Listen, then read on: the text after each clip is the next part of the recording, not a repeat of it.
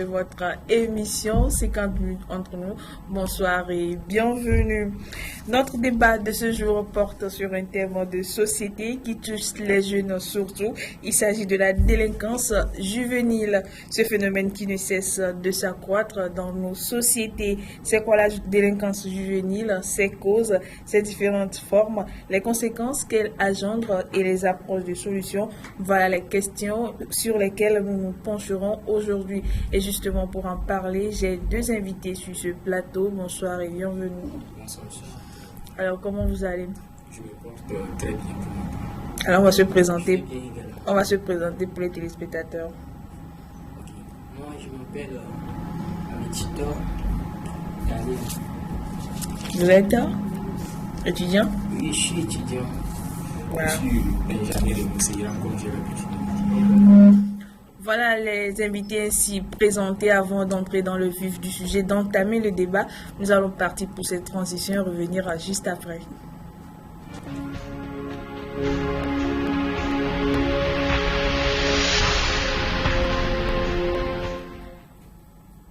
Voilà, retour sur ce plateau. Le thème de ce mercredi, je l'annonçais à l'instant, la délinquance juvénile.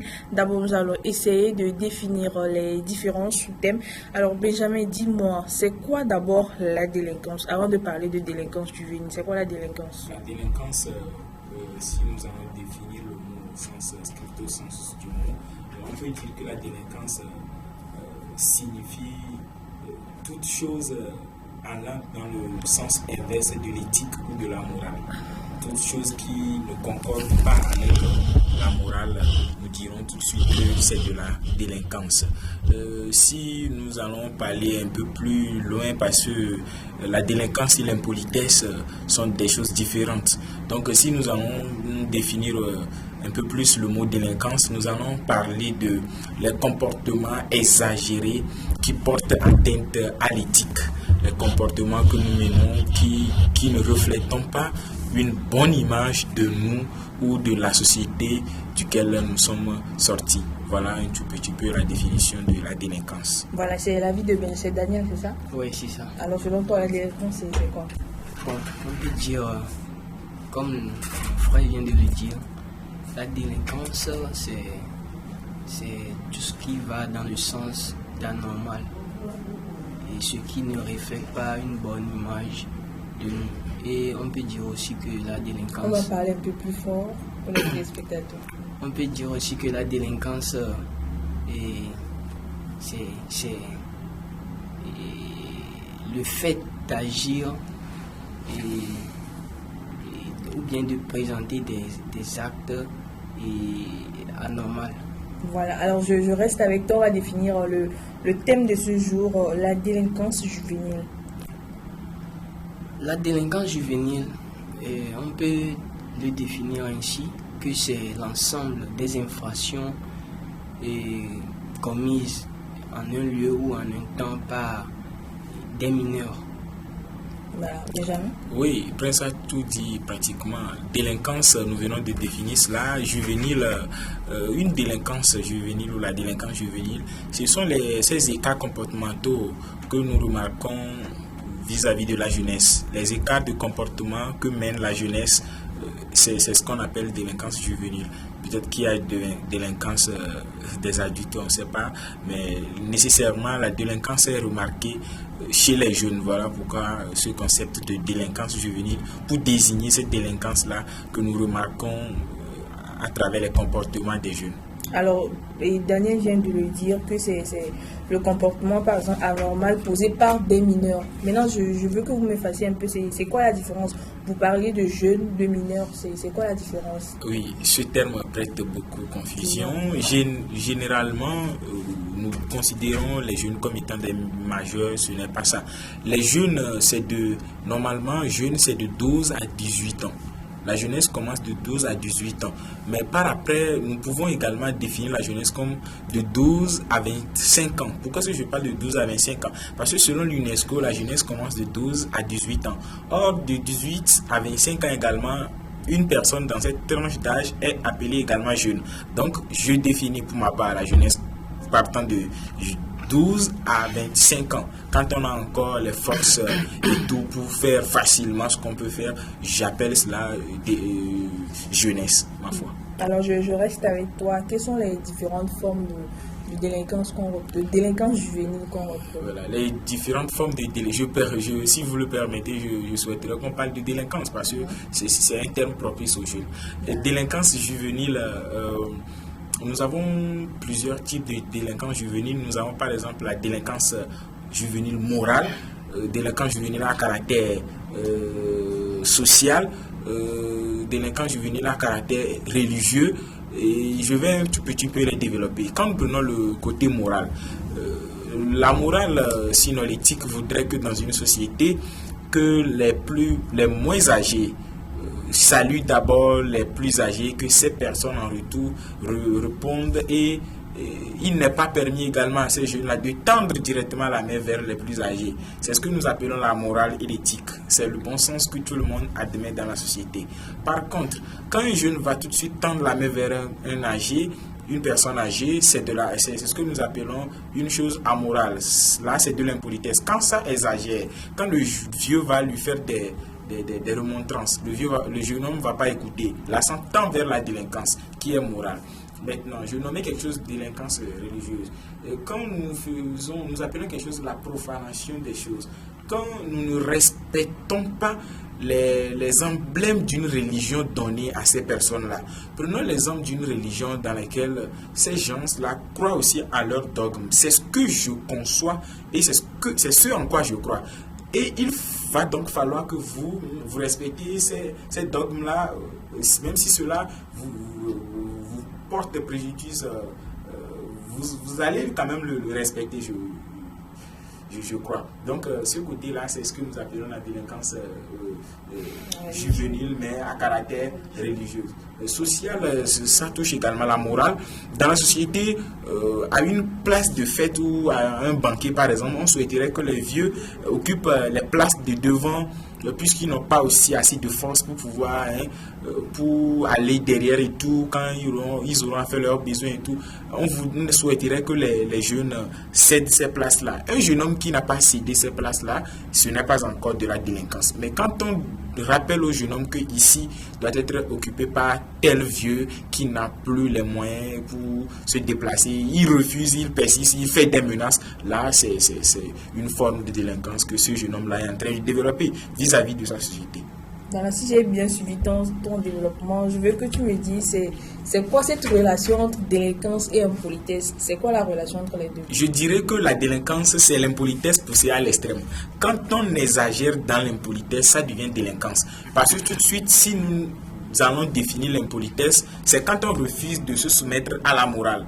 Donc, quand on refuse de se soumettre à la morale, on n'est pas encore délinquant. Quand on nous fait revenir à la raison, au lieu d'accepter les remontrances qu'on nous fait, on refuse de continuer là, nous tendons vers la délinquance et on finira là où on doit finir.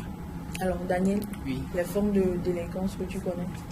Bon, pour ne pas trop parler, le frère Benjamin a tout dit. Et il a parlé des formes, des formes sociales, des formes religieuses, et je vais encore ajouter, il y a aussi des formes, et on peut toucher le côté familial, où dans la famille parfois il y a l'hierarchie, et que prenons l'exemple des membres de la famille où il y a le grand frère, le cadet, ainsi de suite, et il y a des positions, il y a certaines positions que parfois le cadet peut vouloir aller, et que cette place est donnée à l'aîné par exemple. Donc là-bas, la mère ou bien le père va toujours lui rappeler que c'est pas ta place, que c'est la place de ton grand frère. Mais comme on vient de le dire, la délinquance, c'est les exagérations. Quand on ne veut pas, on veut aller à l'encontre de ce qu'on nous dit. Donc, on peut dire aussi qu'on peut avoir la délinquance au niveau du côté familial. Voilà, tu voulais réagir par rapport à Oui, par rapport à ce que Prince voulait ajouter, c'est là même, il a soulevé le voile sur la genèse ou l'épicentre du problème. C'est là même que commence la délinquance. Quand je vais commencer à la maison et on m'interdit de le faire, je vais dire que non, les comptes moi dans la société. C'est ce qui cause même la délinquance.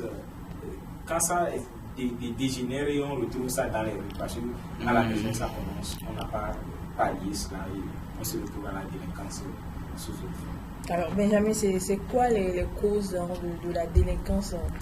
Bon, on va parler tout simplement de la délinquance, parce que quand on parle de délinquance, c'est relatif aux jeunes. C'est quoi les causes? Les causes de cette délinquance, je vais tout d'abord faire appel à ce que nous appelons la morale.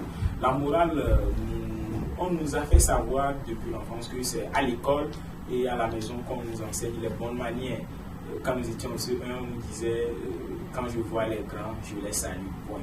Et chaque matin, on nous faisait répéter cela sous les ordres du bâton. Ce n'était pour rien qu'on le faisait. C'est juste pour nous rappeler que dans la société, plus tard, sur ce plateau, par exemple, le bon sens voudrait que je ne fasse pas des choses qui vont dégénérer des situations très pénibles à mes confrères qui sont sur ce même plateau.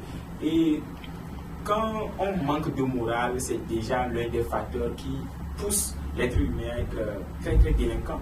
Parce que tout d'abord, quand on manque de morale, c'est aussi dû à quelque chose, peut-être dans la société. Quand on n'a pas les moyens pour se faire éduquer également, il y a de ces gens-là qui sont laissés à la merci de la nature. On n'a pas les moyens pour, ne serait-ce que l'éducation à la maison, on n'a pas au moins les moyens pour se faire éduquer à l'école.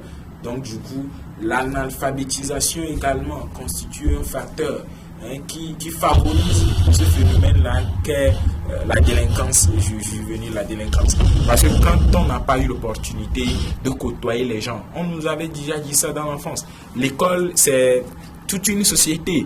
On se côtoie de l'autre côté, on apprend des choses, on sait comment vivre. Donc l'analphabétisation constitue un des facteurs prépondérants, j'allais dire, qui cause la délinquance juvénile. Bon, et on peut dire aussi que les causes économiques, quand on n'a pas le soutien financier pour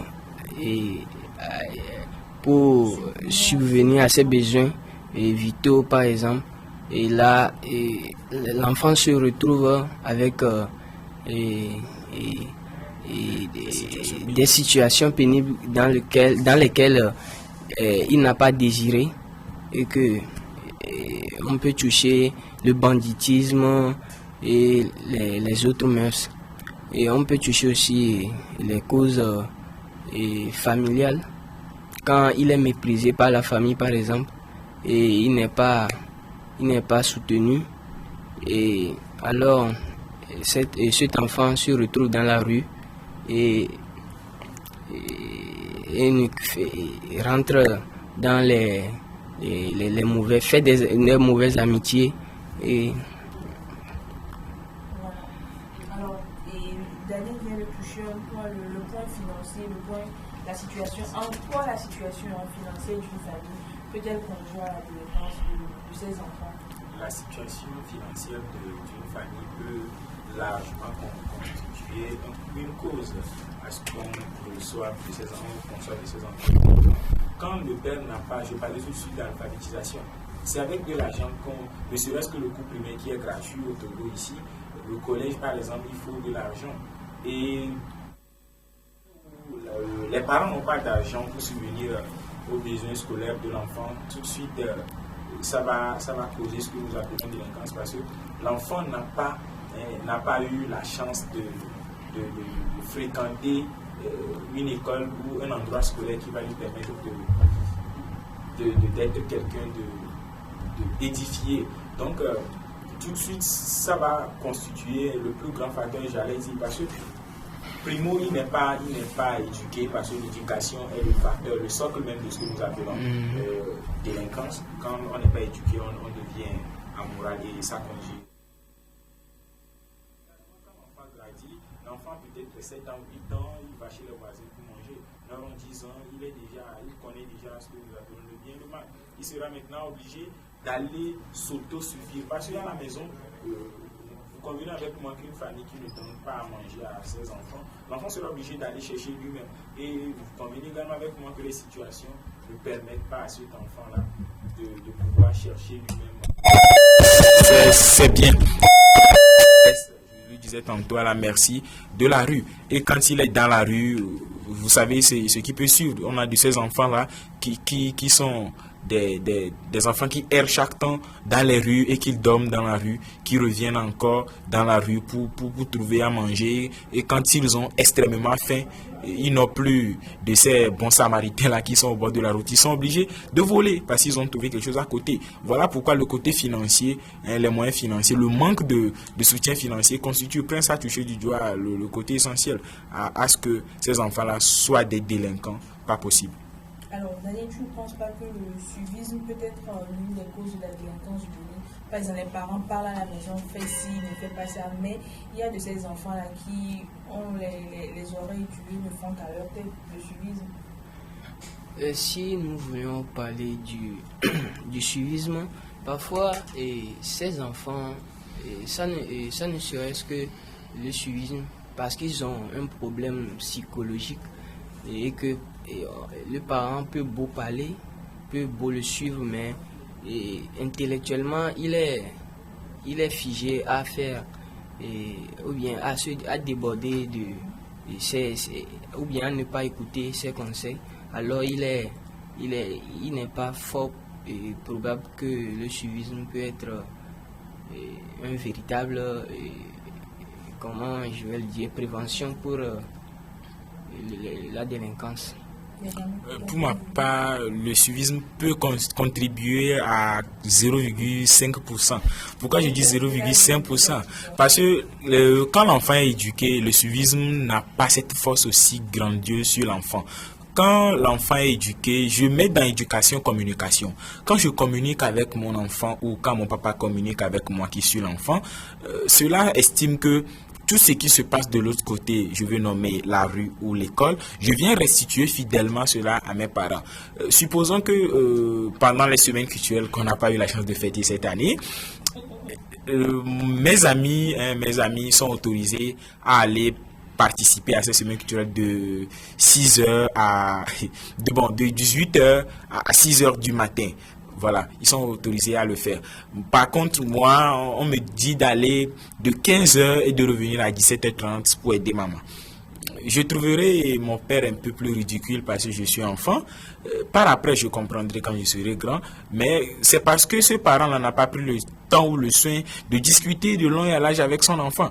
En discutant avec son enfant, il pourrait quand même comprendre que, au fait, ce n'est pas une prison comme le conçoit l'enfant, mais c'est pour ton bien, c'est pour que toi-même tu sois un homme demain, pour que tu ne sois pas à la merci de la route comme les autres. Donc, quand l'enfant a les moyens de communiquer facilement avec ses parents, je ne crois pas que le suivisme peut aussi jouer. Il est bien vrai que le suivisme peut également jouer quand il y a manque d'éducation, il y a manque de communication, parce que tout de suite on ne va pas dire à l'enfant viens nous rejoindre dans la rue et il va aller ramasser ses bagages aujourd'hui, rejoindre les autres. C'est perpétuellement, on va répéter à l'enfant, toi tu es cloîtré là-bas chaque temps, on ne te permet même pas de sortir, nous on sort la nuit, on fait ceci, on a de l'argent parce qu'ils volent aussi également ces enfants-là, on a de l'argent, on a un téléphone et tout, tu es là-bas, on t'interdit même d'utiliser 1+1 et tout, et l'enfant, quand on le répète cela progressivement, il va se mirer à travers le comportement, l'opulence fausse que les autres ont. Il va se dire, eh bien, je dois aussi aller le faire.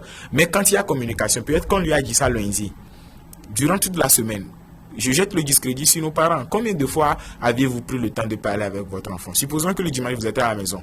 L'enfant a eu l'opportunité de côtoyer ses camarades 5 fois dans la semaine. Je vais nommer les lundi à vendredi. Le samedi, peut-être, vous discutez avec l'enfant, ou le dimanche soir, vous discutez avec l'enfant. C'est comme vous formatez ou vous réinitialisez le système. L'enfant, vous promettez maintenant de bonnes conditions à l'enfant à la maison.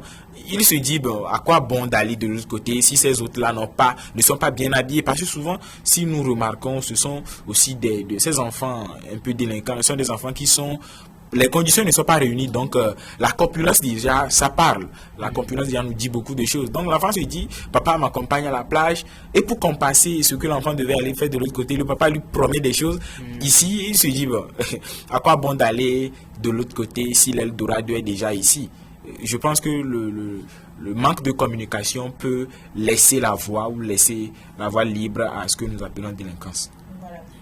Benjamin a touché un point les parents, mais avant d'en venir à ce volet-là, j'aimerais que vous me dites les exemples de délinquance. C'est vraiment pas de délinquance, mais on n'a pas eu à citer les exemples. Bon, ça, tu fais ça, c'est une forme de délinquance, des exemples de délinquance. Les exemples de délinquance, on peut toucher le banditisme, l'impolitesse, les vols, les vies sociales. Et tout ce qui va avec. Je pense que si nous allons, je vais préférer parler des actes. Prenons par exemple un enfant qui dérobe un téléphone portable, c'est de la délinquance. On va me dire que c'est le vol. Moi, j'appelle ça délinquance. Pourquoi? Parce que ça dépasse ce que nous appelons morale. L'enfant n'a pas respecté les normes que prédit la morale. Donc, je ne vais pas appeler ça impolitesse, mais moi, j'appelle ça délinquance. Un enfant ou un élève qui se permet de donner un coup de poing à son enseignant en classe, j'appelle ça moi délinquance. Parce que les règles de l'école voudraient que il y ait communication permanente entre l'enseignant et l'élève. Et quand l'enseignant donne un exercice de maison, il revient réclamer. Il a le devoir et le droit d'ailleurs de réclamer. Monsieur, vous avez fait l'exercice de maison. Et quand un enfant ou un élève ne le fait pas, l'enseignant, je crois que l'État a donné l'autorisation à cet enseignant-là de punir d'une manière ou d'une autre l'élève. Et quand l'enseignant, dans son droit, veut maintenant faire sévir la loi, peut-être en demandant à l'élève d'aller vers le surveillant ou que cet élève-là est exclu du cours 2 heures peut-être, cela ne va pas dire que l'enseignant est méchant. C'est juste pour ramener cet élève récalcitrant à la raison. Et quand il y a de ces élèves-là, vous m'excusez l'expression, qui sont un peu plus âgés que la classe, ils se permettent de donner des coups de poing aux enseignants. Là, c'est de la délinquance, même si on le veut ou pas. Hormis cela, il y a de ces gens-là qui, on considère cela comme étant de la civilisation. Je ne sais pas ce que les gens mettent dans civilisation. Dans un spectacle, par exemple, où l'animateur ou le modérateur demande qu'on fasse 1 minute de silence pour ouverture de la séance, je ne sais quoi, et quelqu'un qui se permet de l'autre côté, derrière, de jeter des mots pour ne pas permettre la sérénité là-bas, moi j'appelle déjà ça délinquance. Parce que c'est toute une république, c'est toute une communauté qui s'est regroupée là. Il y a des âgés plus que toi et quand tu le fais déjà, moi j'appelle ça délinquance parce que c'est de là que commence et on commence maintenant pas à tenir le fusil de part et d'autre. Alors dans vos développements, j'ai retenu quelque chose, vous avez parlé de l'habillement. Est-ce à dire que si on retourne dans la rue, un jeune qui a porté son pantalon qui est descendu par exemple, on fait ça avec une coiffure bizarre, une démarche bizarre, ça veut dire que ce jeune-là est un délinquant. Je trouve que c'est un délinquant. Bon, parfois, on dit souvent l'apparence trompe et que il est vrai, il ne présente pas une bonne statut, un bon statut plutôt, mais peut-être il n'est pas délinquant. Parfois on a du mal à comprendre les choses. Parfois les gens donnent une autre forme d'eux, mais au fond, oui, une autre apparence d'eux, mais au fond, ils ne sont pas comme ça. On dit souvent que l'apparence est trompeuse, mais ma foi, je pense aussi que le manque d'éducation constitue à ce que ce phénomène-là ou ce fléau gangrène nos sociétés. Parce que les gens sont sous-informés également. Récemment, moi, j'ai poussé une petite curiosité. J'ai cherché à comprendre le début ou la genèse de ce que nous appelons descendre son pantalon en dessous de ses fesses. J'avoue que moi, je ne le faisais pas. C'est pas pour montrer une bonne image de... Au fait, c'est pas pour dire que je suis mieux que tout le monde, mais juste que je ne le faisais pas. Ma conscience personnelle ne me permettait pas de le faire. Et par après, j'ai également suivi un débat entre quelques amis qui disaient que cela ne veut pas dire qu'on est délinquant. J'ai cherché à comprendre pourquoi est-ce que cette condition était ainsi, pourquoi est-ce que les gens descendent leur pantalon. Et il est, dans mes recherches, dans les années 1900, dans les prisons américaines, on remarquait qu'il y a certains de ces prisonniers-là qui pratiquaient l'homosexualité. Et donc, puisque dans ces prisons, il était également interdit que ces gestes-là soient faits parmi les prisonniers. Donc, ils le faisaient en cachette. Donc, entre les hommes, ils descendaient leurs pantalons et cela, c'était une manière pour dire à un autre prisonnier que je suis accessible par derrière. Voilà donc ce qui se cache derrière ce que nous appelons la mode. D'autres vont me dire que ça, c'est en 1900, nous sommes maintenant en 2020. Toutefois, les choses ont des histoires derrière et ces histoires sont indissociablement mêlées à ce que nous faisons. Vous convenez avec moi qu'un directeur qui souhaiterait embaucher 50 jeunes hommes comme agents commerciaux, par exemple, ne souhaiterait pas embaucher les jeunes qui ont délaissé leurs pantalons et laisser partir ceux qui se sont habillés convenablement aux normes de la société. Donc déjà, l'apparence est trompeuse, mais parfois l'habit ne fait pas le moine, mais parfois l'habit doit faire le moine, parce que ton apparence à première vue dit ce que tu es. Donc, de nos jours, nous remarquons aussi que ce que nous appelons habillement, mode, style et tout, et délinquance sont indissociablement ou intrinsèquement mêlés. On ne sait plus quoi porter pour aller où, quand et comment. On peut se permettre de porter certaines choses. Je ne vais pas toucher du doigt à certains habillements pour surprendre les téléspectateurs. On se dit c'est la mode et on se permet tout.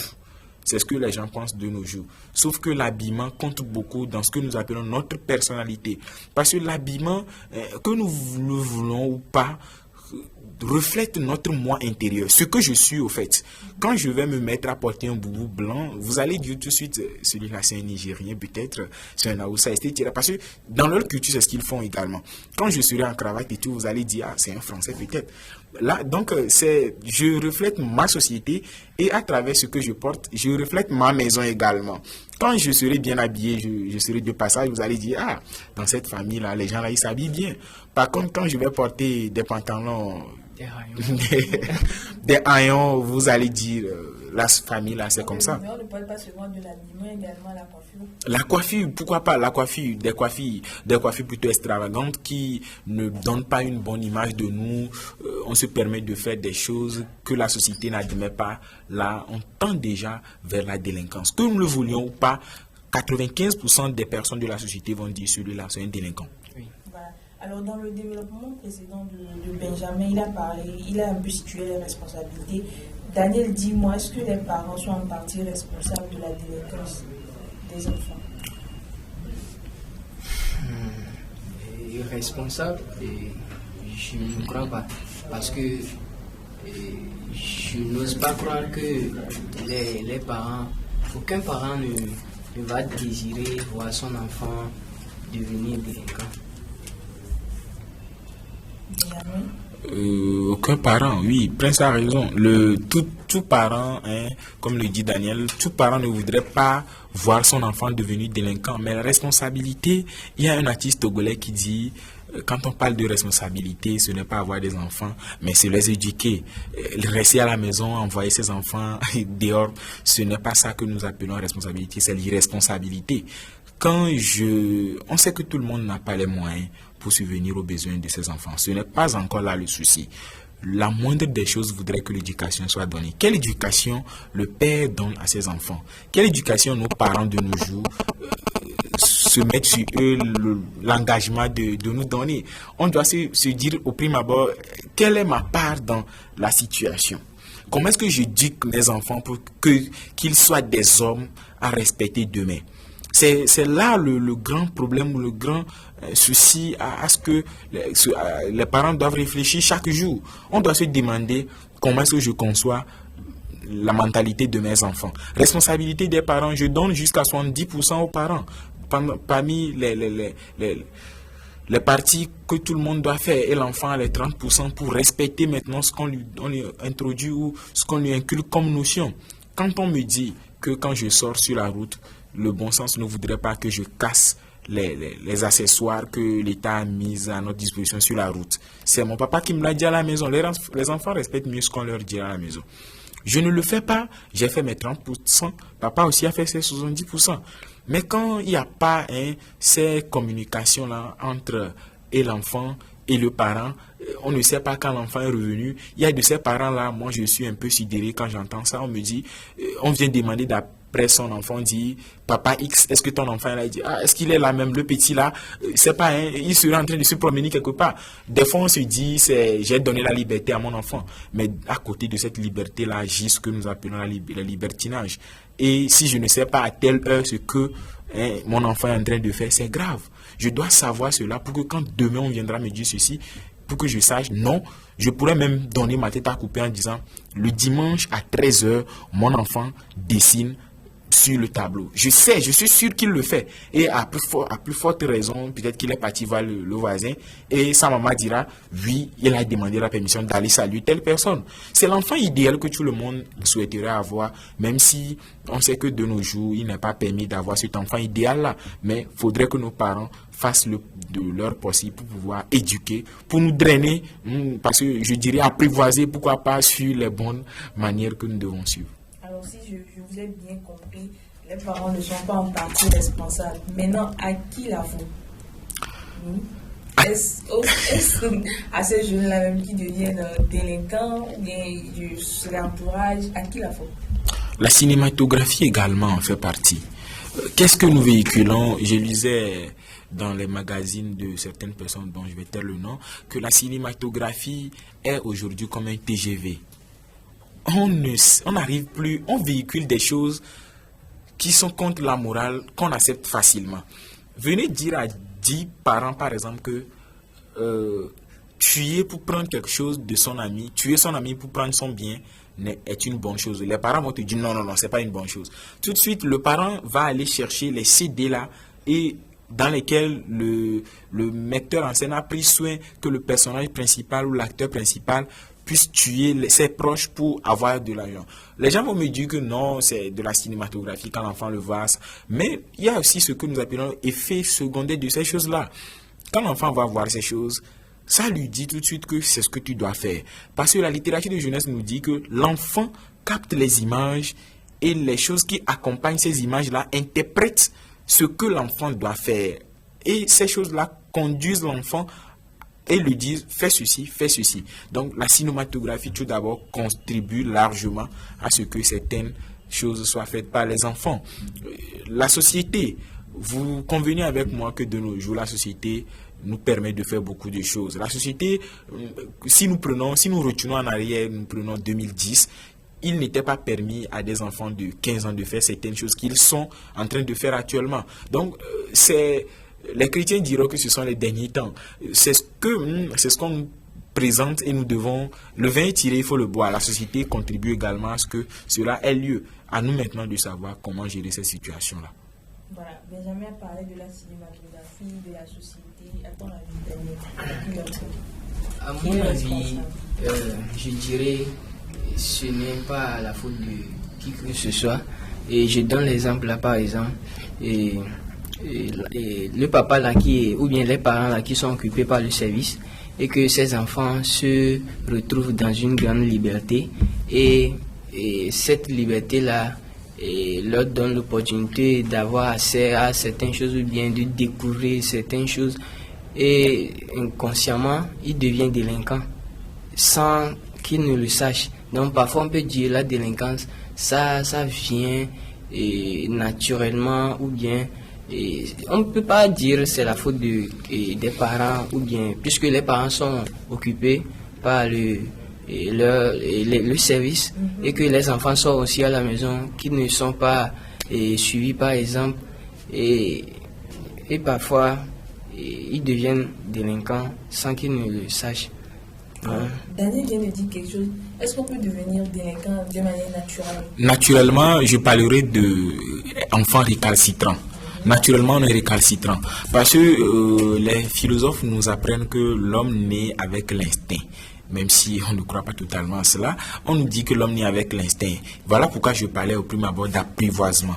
On doit nous apprivoiser. On doit nous dire que c'est ce que nous devons faire, c'est ce que nous ne devons pas faire. Naturellement, l'homme n'aime pas suivre les ordres, que nous soyons petits ou pas. Donc là, je vais parler d'enfants récalcitrants. On ne veut pas écouter ce qu'on nous dit.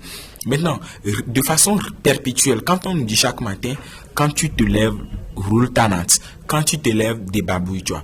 Quand on va nous répéter cela 100 fois, on va se dire, on nous fatigue avec cette histoire. Je vais le faire pour qu'on ne me le dise plus. Donc, enfant récalcitrant, oui, mais enfant délinquant naturellement, je ne pense pas. Alors, tu viens de toucher un peu à la réponse de ma question suivante. Quels sont les enfants qui sont les plus exposés à la délinquance juvénile? Bien, les enfants de quel type de famille tombent facilement dans la délinquance? Les enfants de quel type de famille? Je ne saurais le dire parce que j'ai vécu quelques expériences. Il y a de ces enfants-là, si nous allons dire que les enfants qui sont dans l'opulence, je veux nommer les enfants des riches, ils ne tombent pas facilement dans la délinquance, je suis en train de parler sans donner des raisons. Parce que il y a de ces enfants-là qui profitent de l'opulence de leurs parents pour s'approprier certains objets que ne doivent pas avoir. Et l'opulence constitue déjà un méfait à ces enfants-là. Les enfants de ces personnes démunies qui n'ont pas les moyens pour subvenir à leurs besoins aussi ont ce que nous appelons le manque du moyen. Parce qu'on n'a pas les moyens pour subvenir à notre fin, on va pour voler. Donc des deux côtés, je pourrais dire que c'est risqué. C'est risquant plutôt, on a également l'opportunité de devenir un délinquant de ce côté. De l'autre côté, on a également l'opportunité de devenir délinquant. Mais ma foi, si les téléspectateurs le permettent, je pourrais dire que ce sont les enfants de ceux qui sont démunis.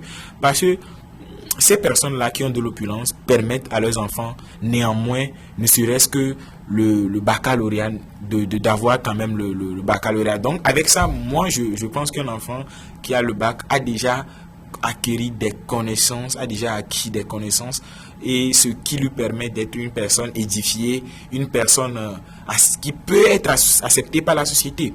Par contre, les enfants des démunis ont un pourcentage élevé ou des probabilités très fortes qu'ils deviennent des délinquants parce qu'ils n'ont pas l'opportunité de côtoyer des gens qui vont leur inculquer des notions de vivre ensemble de bonne manière. Pour ne pas beaucoup parler, Benjamin a tout dit. Par exemple, prenons ces enfants qui sont que leurs parents sont riches, par exemple, qui s'approprient de la richesse de leurs parents pour aller payer, par exemple, la drogue. On ne peut pas dire, et ces enfants des parents démunis qui est dans le besoin est obligé d'aller, par exemple, voler ou bien faire que ce soit pour posséder quelque chose. Donc on ne peut pas identifier un type d'enfant ou bien un type de famille et un type de famille, mais plutôt on peut dire il est possible que des deux côtés ces enfants peuvent tomber facilement dans ces vices.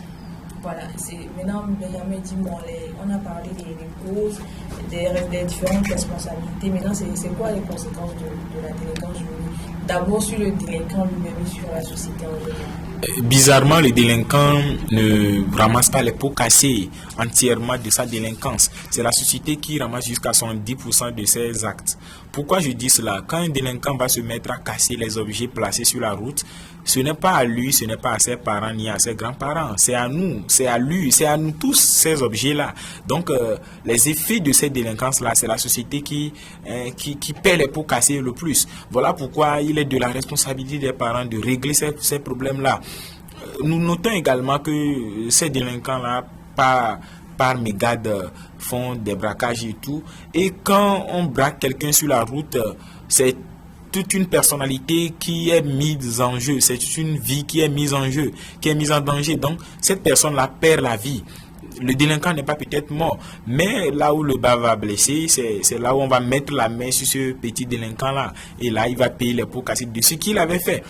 Et la loi nous dit de ne pas tout de suite tuer quelqu'un qui a fait ceci, mais de le laisser peut-être en prison. Les jurys seront les mieux placés à nous dire ça peut être 2 ans, 2 mois, ça dépend de ce que la personne a fait.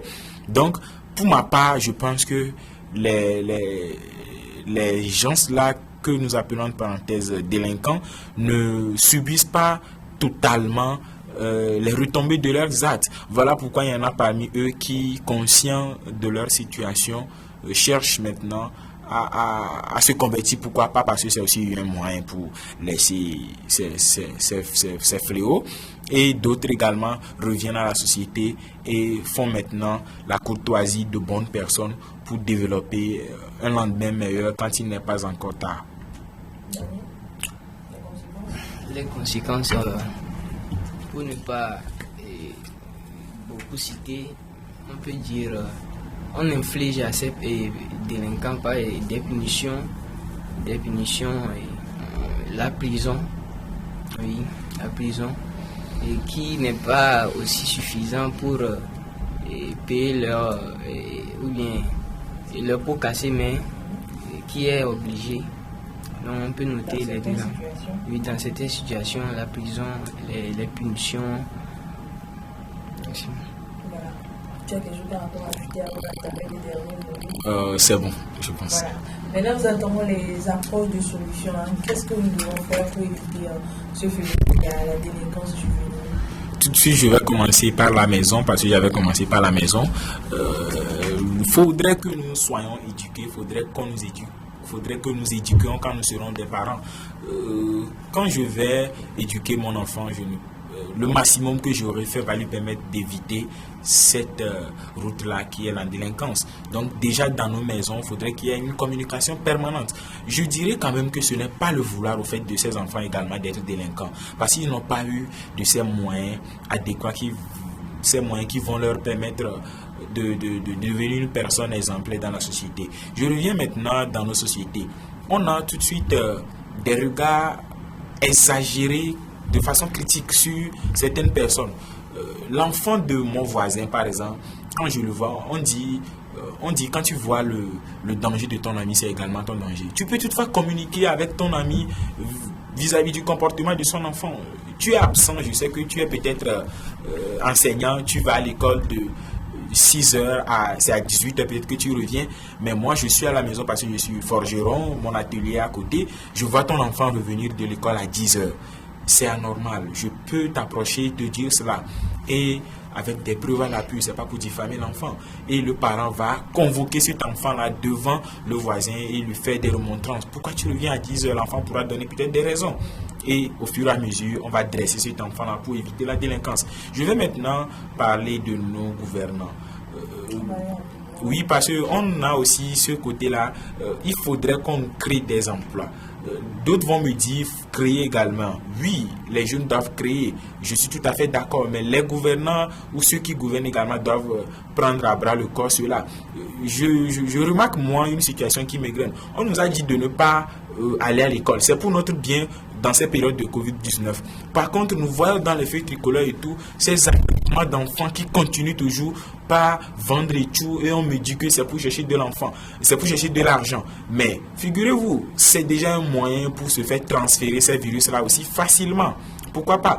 Donc, faudrait que l'État aussi fasse de son mieux. J'applaudirais un maire qui sort dans les rues et qui communique avec ces enfants-là. Moi, ce geste, je ferai tout pour le publier sur les réseaux sociaux parce que c'est un geste colossal et exemplaire à faire du jour au lendemain pour que les choses se réglementent dans nos sociétés.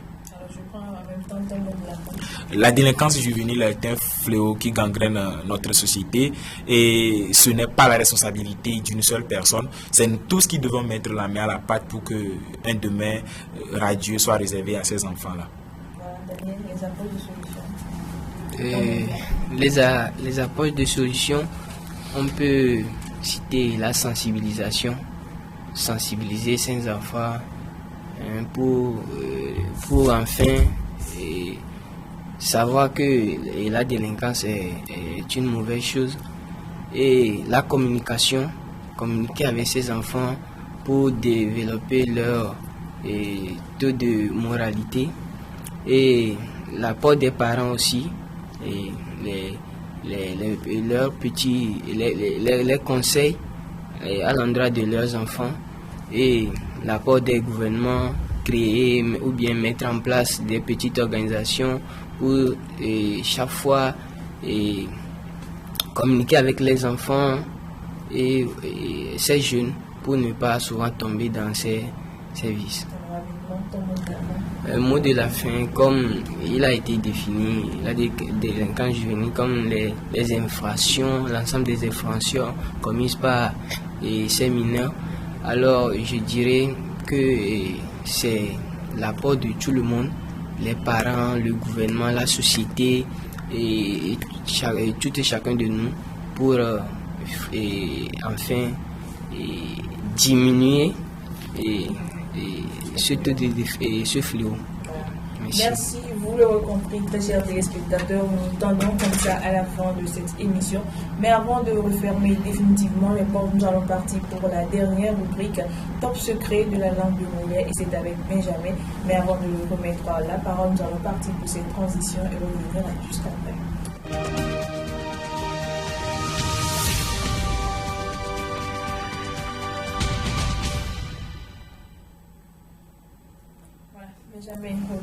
Bonsoir Brigitte, bonsoir Daniel et à nos très chers téléspectateurs qui nous suivent actuellement à la maison. Top secret de la langue de Molière.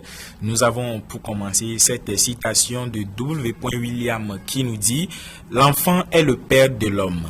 L'enfant est le père de l'homme. » Ah, l'expression du jour, toutes mes excuses. Nager dans le bleu. L'expression du jour, c'est nager dans le bleu. Cette expression signifie ne rien comprendre de la situation ou voilà, nager dans le bleu qui signifie ne rien comprendre ou être dans l'irréel. Donc quand quelqu'un ne comprend rien de la situation, cette personne nage dans le bleu. Je reviens maintenant à la citation du jour. La citation nous est donnée par W. William qui dit « L'enfant est le père de l'homme ». Nous parlons de la délinquance juvénile ce soir. L'enfant est le père de l'homme qui va naître demain. Donc prenons soin de cet enfant-là. Nous allons éviter de dire quelqu'une à partir de ce soir. On ne dit pas quelqu'une, on dit plutôt quelqu'un. Peu importe la personne, on dit quelqu'une au lieu de quelqu'un. D'habitude, nous disons quelqu'une vous appelle, quelqu'une non, on dit quelqu'un. Parce que si on sait déjà qui on doit appeler la personne par son nom. Kossi, Kodo, Afi, etc. Donc, d'habitude, cette erreur que nous commettons dans nos discours et tout, à partir d'aujourd'hui, admettons que c'est quelqu'un qu'on dit. Différence entre deux mots, nous avons le mot plutôt et le mot plutôt. Orthographiquement parlant, le premier plutôt est en un mot, le second est en deux mots. Le premier signifie au lieu de.